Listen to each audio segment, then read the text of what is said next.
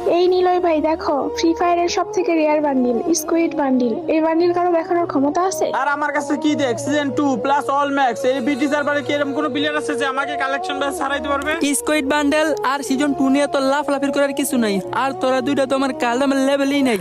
কি বললা? ওর লেভেলে নাই আমরা? আমাদের কাছে যা যা আছে না ওইগুলা জীবনে চোখেও দেখে নাই।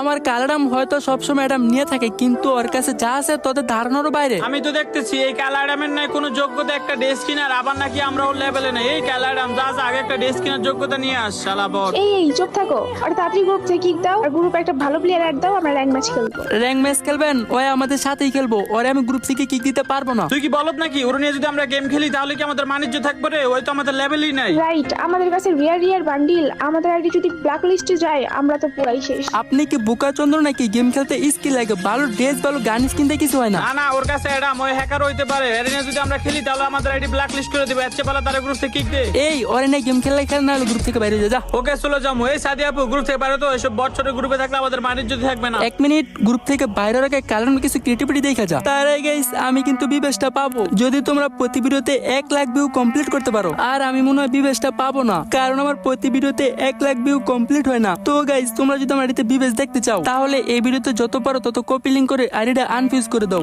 পাওয়ার অফ কালারাম ক্রিয়েটিভিটি দেখা তো।